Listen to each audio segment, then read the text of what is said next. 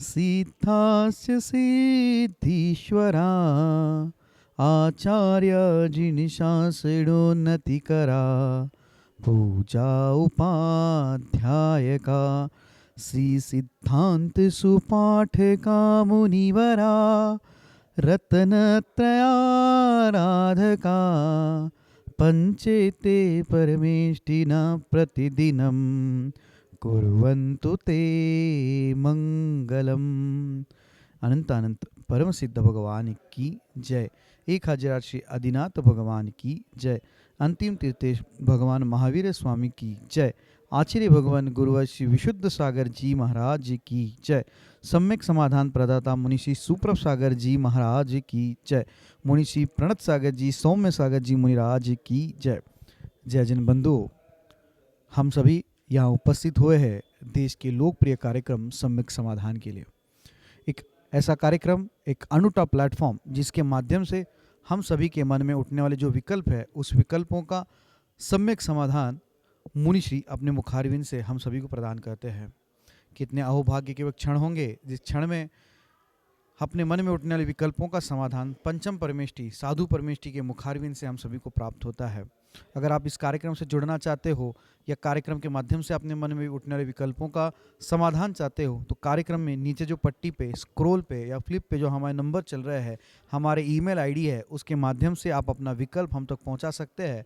उस विकल्पों को एकत्रित करके मुनिषी तक पहुंचा जाएगा। वो मुनिषी के मुखारविंद से हम सभी लोग सम्यक समाधान प्राप्त करेंगे। सम्यक समाधान के माध्यम से आप अपने विकल्पों का समाधान प्राप्त कर ही सकते हैं एवं उस विकल्प के कारण अन्य लोगों के मन में जो विकल्प है उसके विकल्पों का भी समाधान हम सभी प्राप्त कर सकते हैं। तो आप जल्द से जल्द अपने मन में उठने वाले विकल्पों को हम तक पहुंचाएं और हम सभी लोग उस विकल्प का सम्यक समाधान मुनिषी के मुखारविंद से प्राप्त करेंगे। मुनिषी के चरणों में नमोस्तु करते हुए आज के उस कार्यक्रम को, लोकप्रिय कार्यक्रम की शुरुआत करते हैं। मुनिषी प्रणत सागर जी महाराज से निवेदन करते हैं कि हे स्वामी, आज के कार्यक्रम को गति प्रदान करते हुए संचालित करें। नमोस्तु नमोस्तु नमोस्तु। ओम नमः सिद्धेभ्य। नमो अरिहंताणं नमो सिद्धाणं नमो आयरियाणं नमो अज्जायाणं नमो लोय सविशाहुणं। पंच परमेष्टि भगवान की जय। परम पूज्य आचार्य भगवंत गुरुवर विशुद्ध सागर जी महाराज की जय। परम पूज्य मुनि श्री सुप्रभ सागर जी महाराज की जय। मन का द्वंद्व मिटाने का कारण समीचीन विकल्प और उसका सम्यक समाधान। मन के अंतर द्वंद्व का कारण हमारे मन के उठते विकल्प, और हम सभी का पुण्योदय है कि हम सभी परम पूज्य आचार्य भगवंत गुरुवर विशुद्ध सागर जी महाराज के मंगल सुभाषित से परम पूज्य मुनि श्री सुप्रभ सागर जी महाराज द्वारा प्रदत्त वह अनूठी विधा समीचीन विकल्पों का सम्यक समाधान, जिसके माध्यम से अपने विकल्प को समीचीनता प्रदान करते हुए अपने अंतर के द्वंद्व को दूर करके और निर्विकल्पता को प्राप्त कर सकते हैं। क्योंकि निर्विकल्प मन ही आत्मा का वास्तविक सुख है। ऐसे उस आत्म सुख की प्राप्ति का वह एकमात्र कार्यकारी उपाय समीचीन विकल्पों का सम्यक समाधान, जो कि हम सभी प्रतिदिन आगम के परिप्रेक्ष्य में परम पूज्य मुनिश्री के मुखारविंद से प्राप्त कर रहे हैं। प्रारंभ करते हैं आज का सम्यक समाधान। और आज के पहले विकल्प के लिए गौरझामर मध्य प्रदेश से विवेक जैन महाराष्ट्री के चरणों में बारंबार नमोस्तु निवेदित करते हुए अपना समीचीन विकल्प रख रहे हैं कि महाराज जी, सामायिक की विधि एवं उससे प्राप्त होने वाले लाभ क्या क्या हैं। हमारे समीचीन विकल्प का सम्यक समाधान करते हुए हमारा मार्गदर्शन करने की अनुकंपा करें। नमोस्तु महाराज जी, नमोस्तु। ओम नमः सिद्धम। परम पूज्य आचार्य भगवान गुरुवर विशुद्ध सागर जी महाराज की जय। परम पूज्य मुनि श्री सुप्रभ सागर जी महाराज की जय। श्रावकों के लिए आचार्य भगवंतों ने जो 12 व्रत कहे, उन 12 व्रतों में एक सामायिक नाम का शिक्षा व्रत कहा। उसके उपरांत तीसरी प्रतिमा को सामायिक प्रतिमा नाम दिया। और वही जब साधुओं के लिए सामायिक की चर्चा की, वहाँ साधुओं के लिए सामायिक चारित्र ही बता दिया।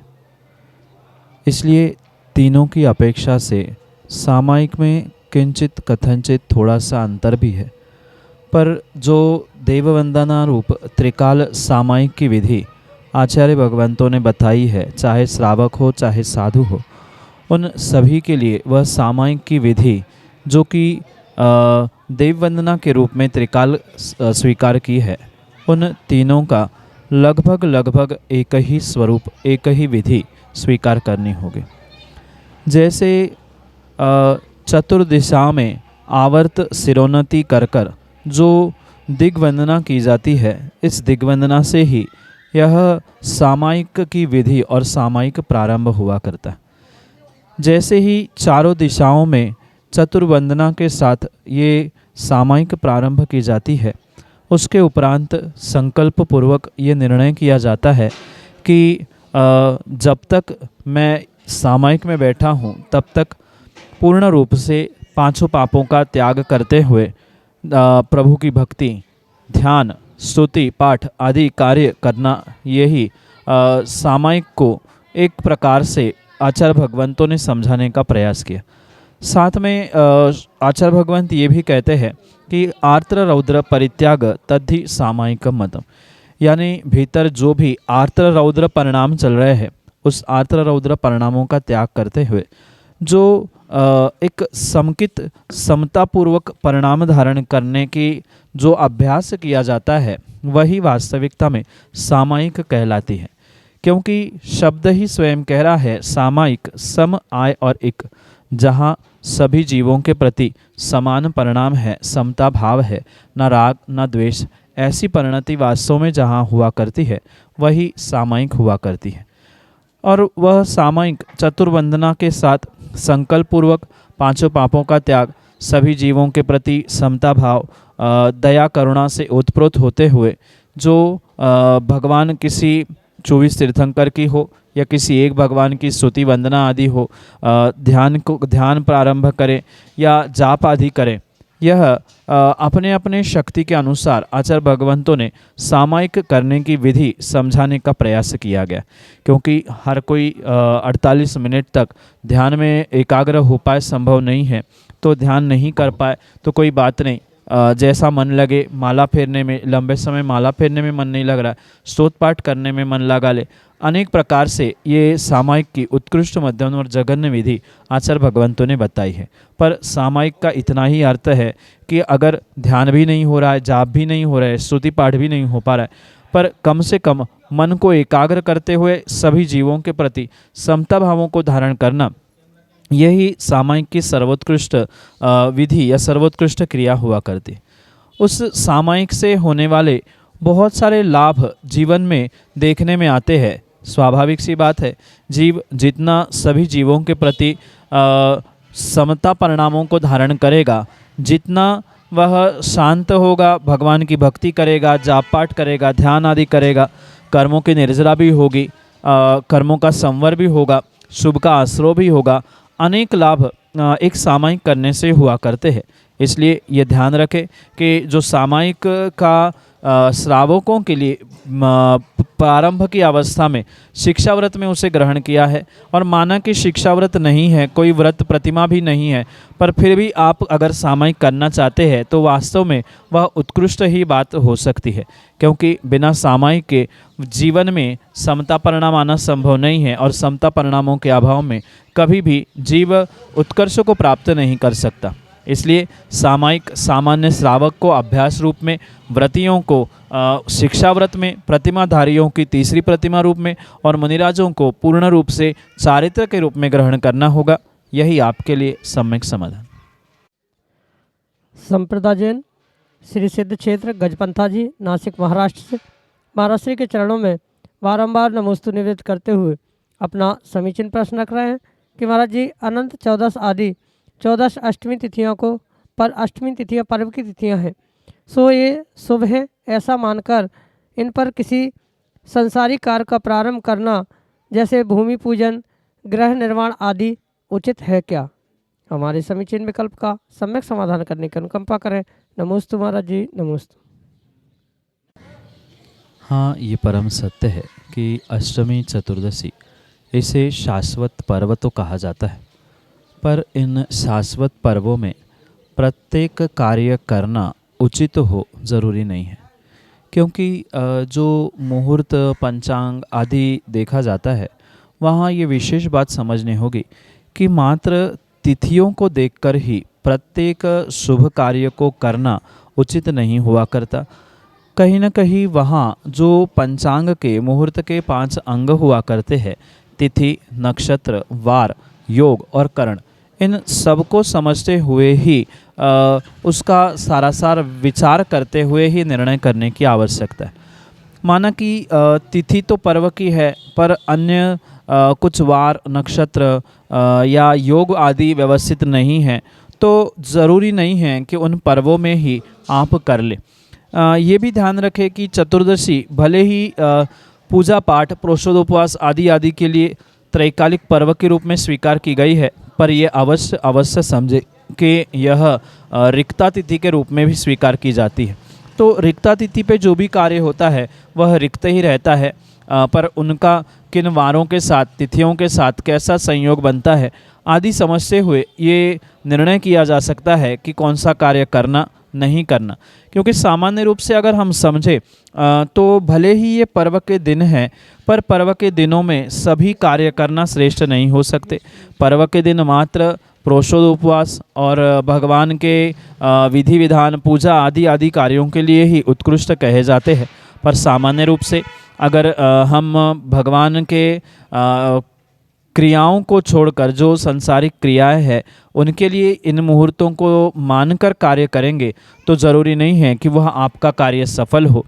और रही बात ये ज्योतिष पंचांग तिथिवार के अलावा एक दूसरा पहलू भी इस विषय का ये हो सकता है कि ये बाकी कितना ही काल मंगल मुहूर्त के हिसाब से व्यक्ति खोज ले, पर काल मंगल से अगर श्रेष्ठ मंगल कोई होता है तो वह भाव मंगल हुआ करता है। जितना उत्कृष्ट भाव मंगल है, वह काल मंगल भी अपने आप अमंगल का भी मंगल रूप होने की संभावना हो सकती।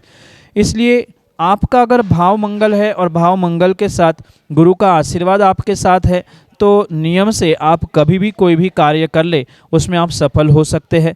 पर अगर आपको कोई विकल्प है या कोई मन में जिज्ञासा उत्पन्न हो रही है, शंका हो रही है, तो आप किसी व्यवस्थित पंडित या किसी ज्योतिषाचार्य से मुहूर्त लेते हुए उन उत्कृष्ट योग, तिथि, इन सबको देखते हुए ही कार्य करने की आवश्यकता है। जब विशेष पुण्यात्मा कार्य करता है तो वह बिना मुहूर्त के भी उस कार्य में सफल हो सकता है। पर अगर वर्तमान में अगर देखा जाए तो कहीं ना कहीं जीवों का उतना तीव्र पुण्य का उदय नहीं है। इसलिए उन निमित्त नैमित्तिक संबंधों से इन सभी कार्यों को, मुहूर्तों को, तिथियों को आदि देखना आवश्यक हुआ करता है। यही आपके लिए सम्यक समाधान। रानू जैन, मवई, मध्य प्रदेश से अगले समीचीन विकल्प के लिए महाराष्ट्र के चरणों में बारंबार नमोस्तु निवेदित करते हुए अपना समीचीन विकल्प रख रहे हैं कि महाराज जी, हम अपने पुण्य को कैसे बढ़ाएं जिससे कि हम जो सोचें वह कार्य पूरा हो जाए। हमारे समीचीन विकल्प का सम्यक समाधान करने की अनुकंपा करें। नमोस्तु महाराज जी, नमोस्तु। पुण्य बढ़ाने के लिए श्रावकों के लिए अनेकानेक निमित्त और अनेकानेक कारण आचार्य भगवंतों ने बताए। क्योंकि श्रावक अपने इस गृहस्थ में, गृहस्थ जीवन में बहुत सारे कार्यों को और उत्कृष्ट शुभ कार्यों को प्राप्त करते हुए अपने जीवन में पुण्य वृद्धि का, पुण्य बढ़ाने का पुरुषार्थ अवश्य ही कर सकता है। और ये भी परम सत्य बात प्रकट देखने में आती है कि जीव का जब सातिशय पुण्य इकट्ठा हो जाता है या तीव्र पुण्य का उदय होता है, वह नियम से सोचे हुए प्रत्येक कार्य में अवश्य ही सफल हो पाता है। पर उसके लिए उसको सबसे पहले जो शुभ कार्य कहे गए हैं, जैसे कि आवश्यकों का श्रावकों के लिए वर्णन किया गया है, देव पूजा, गुरुपासी, स्वाध्याय, संयम, तप, दान, इन श्रेष्ठतम कार्यों को अगर वह प्रतिदिन करता रहेगा तो अलग से उसके लिए पुण्य कार्य करने की या कुछ पुण्य बढ़ाने के कार्य करने की आवश्यकता नहीं हो सकती। क्योंकि भगवान की पूजा करने से, अभिषेक करने से विशेष विशेष पुण्य का आश्रय होता है। गुरु की उपासना करने से भी कर्मों की निर्जरा होगी। दान करने से, तप आदि करने से भी पूर्ण रूप से पुण्य की वृद्धि हुआ करती है। इसलिए ये ध्यान रखें कि जो श्रेष्ठतम कार्य पुण्यवर्धन के लिए कहे गए हैं, जैसे कि दान है, पूजा है, इनको पुनः पुनः प्राप्त करने से पुण्यवर्धन हुआ करता है। साथ में ये भी ध्यान रखें कि इसके साथ साथ भगवान के नामस्मरण रूप जो जाप है, माला है, उनको करने से नियम से पुण्य का वर्धन हुआ करता है। और इन सबसे श्रेष्ठतम बात तो जीवन में यही समझना कि इन पुण्य के कार्यों करने मात्र से पुण्यवर्धन हो ज़रूरी नहीं है, पर इनके साथ साथ अगर आप संक्लेश रहित होने का प्रयास करें तो ही पुण्य का वर्धन होना संभव है। किसी भी प्रकार से कोई भीतर संक्लेशता उत्पन्न है, क्या होगा, कैसे होगा, या दूसरे के प्रति ईर्ष्या भाव है, तो इस संक्लेश और ईर्ष्या भावों से नियम से पुण्य की हानि होने की संभावना है। जितना भी शुभ कार्यों से, पुण्य कार्यों से व्यक्ति उत्कृष्ट कार्यों को प्राप्त करता है या पुण्यवर्धन का कार्य प्राप्त करता है, साथ में उसे ये भी ध्यान रखना होगा इन शुभ कार्यों के साथ साथ कहीं ना कहीं उसे अपनी सोच को, अपनी दृष्टि को, अपने भीतर की कसायों को बदलने की आवश्यकता है। जितनी वह अपनी कसाय और अपनी संक्लेशता पर पुरुषार्थ करेगा, उतना ही उसका जो पुण्य है दिन ब दिन बढ़ता जाएगा, और उस संक्लेशता और कषाय से रहित होने से ही नियम से वह जो सोचेगा उसके जीवन में वही होता जाएगा। इसलिए वह मात्र शुभ कार्यों से नहीं, अपने शुभ भावों से भी पुण्यवर्धन किया जा सकता है। इसलिए पुण्य बढ़ाने के लिए शुभ मन, शुभ वचन और शुभ कार्य तीनों की परिणति आवश्यक होती है। जितना इसमें अधिक आप बढ़ोतरी करेंगे, उतना ही आपके पुण्य में वर्धन होता जाएगा, पुण्य बढ़ता जाएगा, और अवश्य ही आप जो सोचो वह आपके जीवन में घटित होगा। यही आपके लिए सम्यक समाधान। आशीष जैन, टीकमगढ़, मध्य प्रदेश से महाराज श्री के चरणों में बारंबार नमोस्तु निवेदित करते हुए अपना समीचीन प्रश्न रख रहे हैं कि महाराज जी, कभी कभी किसी बात पर बुरा लगने पर हमें मंदिर जाकर रोना आ जाता है, तो इसमें दोष लगता है क्या? हमारे समीचीन विकल्प का सम्यक समाधान करने की अनुकंपा करें। नमोस्तु महाराज जी, नमोस्तु। रोने रोने में बहुत अंतर हुआ करता है। कौन व्यक्ति किस कारण से अश्रुपात कर रहा है, किस कारण से उसे रोना आ रहा है, उस पर यह निर्भर किया जाता है कि कौन सा कैसा कर्मबंध हो रहा है। पर सामान्य रूप से ये समझे कि चाहे हर्षातिरेक में, यानी बहुत खुशी में जो अश्रुपात होता है, जिसे खुशी के आंसू कहा जाता है, चाहे खुशी के आंसू आए या दुख के निमित्त से बहने वाली अश्रुधारा हो, दोनों के निमित्त से ये समझना होगा कि रोना जहाँ है वहाँ कहीं न कहीं शुभ या अशुभ भावों की परिणति हो रही है, और जो शुभ अशुभ भावों की परिणति जीव के साथ हुआ करती है, वहाँ उसे कर्म का बंध अवश्य ही हुआ करता है। पर ये विशेष ध्यान रखें कि मंदिर आदि में पहुंचकर अगर कुछ अच्छा लगने पर, क्योंकि कभी कभार ऐसा भी होता है कि बहुत गदगद भाव होने से, प्रसन्न होने से कई दिनों बाद वह अतिशयकारी या मनोज्ञ प्रतिमा, वीतरागी प्रतिमा को देखकर जो एक गदगद भाव प्रकट हुए थे, उसके कारण से अश्रुपात होना, रोना आना, ये भिन्न विषय हो सकता है। और कुछ कासायिक घटनाक्रम याद आने से, पुरानी बातों को याद करने से, जो कि रागद्वेष रूप थी, ऐसे सांसारिक कसायिक भावों को याद करने से, किसी की याद आदि आने से अगर वहाँ रोना आ रहा है, तो वहाँ तो नियम से पाप का ही आश्रयबंध होगा। चाहे पुण्य का हो, चाहे पाप का हो, रोने से कर्म का आश्रयबंध तो होगा ही होगा। पर इतना अंतर अवश्य है कि शुभ के निमित्त से, यानी पुण्य के आश्रयबंध में कुछ न कुछ शुभ होने से, पुण्य होने से वह कथनचित अच्छा माना जा सकता है। पर किसी का कभी कभी बुरा लगने से या किसी की याद आने से, कासायिक निमित्तों से अगर रोना आ रहा है, तो वो तो पूर्ण रूप से पाप रूपी कर्मबंध को देने का निमित्त होने से वह पूर्ण रूप से है छोड़ने योग्य ही समझना। भले ही शुभ भावों के निमित्त से रोना आ रहा है, पर वह शुभ भावों के निमित्त से रोना आना भी शुभ का आश्रय बंद करने के लिए निमित्त है। पर अशुभ का अगर निमित्त पाकर कोई रोता है, बिलखता है, तो वहाँ पर वह पूर्ण रूप से दुख का, असाता वेदनी का ही आश्रय बंद करने के लिए निमित्त बन रहा है। यही आपके लिए सम्यक समाधान। श्रीमती विनीता जैन अगले समीचीन विकल्प के लिए। नमोस्तु गुरुदेव, नमोस्तु नमोस्तु नमोस्तु। मेरा प्रश्न यह है कि घर में दुपट्टा पड़नी मंदिर में जो अभिषेक के लिए पहन जाते हैं वो बहुत सारे जुड़ जाते हैं, उनका क्या करें? जो मंदिर के प्रयोग में आने वाले ये धोती दुपट्टे जो कि पुराने हो चुके हैं, वह अगर फटे नहीं हैं तो उनका किसी ऐसे व्यक्ति के लिए समर्पित करना श्रेष्ठ है जो पुनः पुनः धोती दुपट्टे खरीदना या किसी अन्य कार्यों से जिसको आवश्यकता है, ऐसे ज़रूरतमंद को अगर वह धोती दुपट्टे आप दे रहे हैं तो वह सर्वोत्कृष्ट कार्य हुआ करता है। पर माना कि वह अगर फटे हैं तो वह किसी भी प्रकार से भगवान के अभिषेक पूजन करने योग्य नहीं है, इसलिए उनका आप किसी भी प्रकार से प्रयोग कर दे, उसमें कोई भी दोष नहीं हुआ करता, क्योंकि वह धोती दुपट्टा भगवान के अभिषेक के पूजन के लिए प्रयोग तो किए गए हैं, पर ये ध्यान रखें कि वह पुनः पुनः कोई उसमें भगवत्ता नहीं है, वो पूजनीय तो है नहीं है कि जिसका हम अन्यत्र प्रयोग नहीं करें। फटे नहीं हैं तो ज़रूरतमंद को दिया जाए, नहीं है तो उसको घर में जैसी आवश्यकता है वैसे सामान्य रूप से उसका प्रयोग करें। वह कोई भगवान के प्रक्षाल के वस्त्र तो है नहीं कि वह पूजनीय है कि उसका सम्मान करना चाहिए। वो श्रावकों ने ही पहने हुए हैं, तो उसका आप किसी भी प्रकार से प्रयोग करें। घर में जिस प्रकार से जैसे उसका आप उपयोग कर सकते हैं वैसा करते हुए, या जिसको भी आवश्यकता हो या फटा बहुत कम है तो उसे सिलकर या अन्य भी किसी प्रकार से अपनी अनुकूलता से प्रयोग करें, उसमें कोई दोष नहीं। यही आपके लिए सम्यक समाधान। श्रीमती रेखा जैन टीकमगढ़ मध्य प्रदेश से अगले समीचीन विकल्प के लिए। महाराज जी, हे महाराज जी, जिसका पति समाप्त हो जाता है उसको किसी मंगलिक कार्यक्रम में मंगल कलश रखने में क्या दोष है, शंका का समाधान करें। नमोस्तु महाराज जी। ठीक।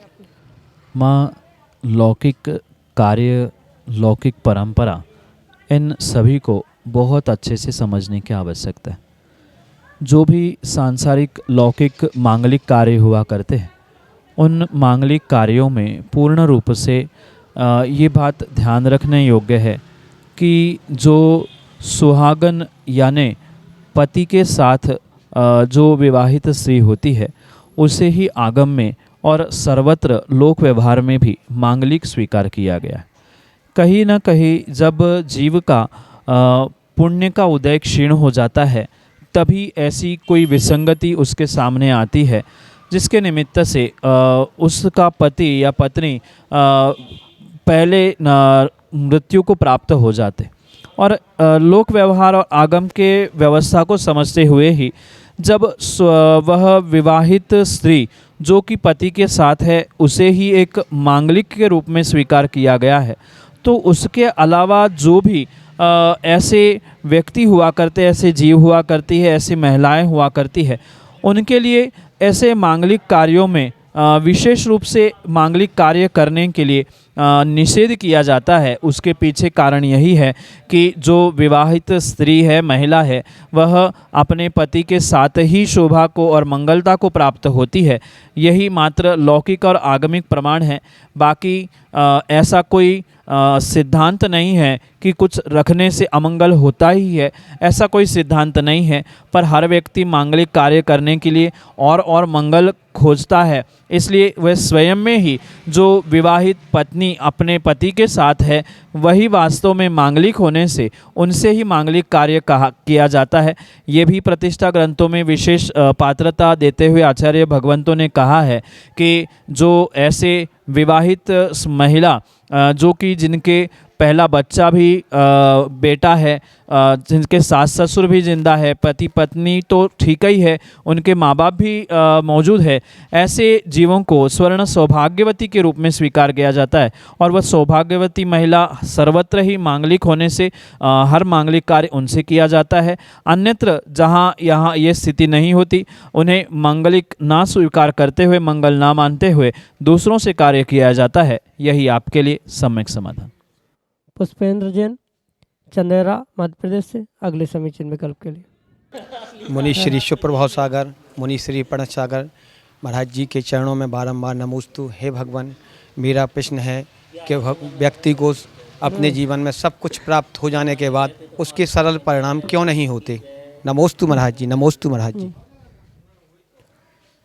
व्यक्ति को सर्वत्र यश की प्राप्ति होना, जो वह चाहता है उस प्रत्येक कार्य में सफलता मिलना, ये कहीं न कहीं उसके तीव्र पुण्य का उदय ही मानना चाहिए। और आचार्य भगवंतों ने ये बात विशेष कही है कि जब जीव का बहुत तीव्र पुण्य का उदय होता है, वह उस पुण्य का अवश्य ही दुरुपयोग करता है। और जब ऐसे पुण्य का दुरुपयोग करते हुए उस सिद्ध कार्यों को, यानी जो कार्य उसने प्राप्त किए हैं, उसे जो चाहिए था वो मिला है, उस कारण से वह अपने भीतर ऐसी मान कषाय को प्राप्त कर लेता है कि जो इच्छा थी वह हमारी पूरी हो गई, अब हमें रोकने वाला कोई कुछ कहने वाला ही नहीं है। ये एक मान कषाय की भावना उस जीव के भीतर कहीं ना कहीं उत्पन्न होती है। और जैसे ही ये मद मान उत्पन्न होता है, जीव ये भूल जाता है कि कैसे पुरुषार्थ करके इस वस्तु की, इस कार्य की हमने सिद्धि की है। जैसे ही उस मान कषाय को जीव प्रकट करता है या प्राप्त करता है, वह पुनः पुनः उस की हुई मेहनत को या मान कषाय के आने वाले उन नुकसानों को भूल जाता है। और उसी कारण से वह भ्रमित होते हुए अपने जीवन में उत्कृष्ट कार्यों को आने वाले समय में प्राप्त नहीं करता। सबका उत्तर मात्र एक ही है। कार्य की सिद्धि होने से जैसे ही जीव को मान कषाय उत्पन्न होती है, उस मान कषाय के निमित्त से ही जीव दिग्भ्रमित होता है और सब कुछ अपने आप को ही सर्वस्व मानता है। सर्वथा जो कुछ भी किया हमने ही किया, ऐसा उसका जो अहंकार उसे सताता है, वह अहंकार ही उसे लेकर डूब जाता है। और इसी कारण से वह सब कुछ उसने पुरुषार्थ से जो भी उसे प्राप्त हुआ, पुण्य से भी प्राप्त हुआ, वह सबको अपना ही मात्र मान कषाय का ही विषय बनाते हुए वह भूल जाता है कि पुण्य भी कुछ होता है, पिछले कर्म भी कुछ होते हैं, आने वाले समय में कर्म उदय में आएगा, ये भूलकर कार्य कर लेता है। इसी कारण से ही ये जीव आने वाले समय में अपने उस सब कार्य को सिद्ध करने के बाद, प्राप्त करने के बाद भी दुखी देखने में आता है, फिर भी वह सुधार नहीं कर पाता, सुखी नहीं हो पाता। यही आपके लिए सम्यक समाधान। जयजन बंधुओं, हम सभी लाभ ले रहे थे लोकप्रिय कार्यक्रम सम्यक समाधान का। प्रतिदिन की भांति यह कार्यक्रम 5:13 पे यूट्यूब चैनल सुप्रभ उवाच के माध्यम से प्रसारित होता है।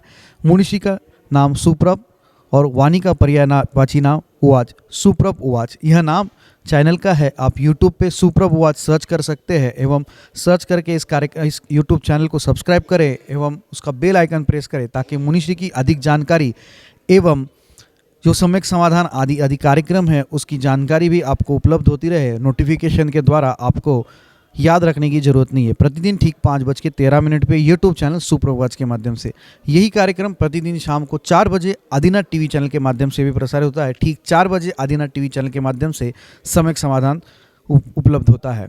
शाम को 7:40 पे जिनवान टीवी के माध्यम से मुनिषी के प्रवचन विगत चातुर्मास्थली विदिशा में सुक्ति मुक्तावली इस अद्भुत ग्रंथ पे हुए थे। उस प्रवचनांश प्रतिदिन शाम को 7:40 पे जिनवान टीवी के माध्यम से प्रसारित होते हैं।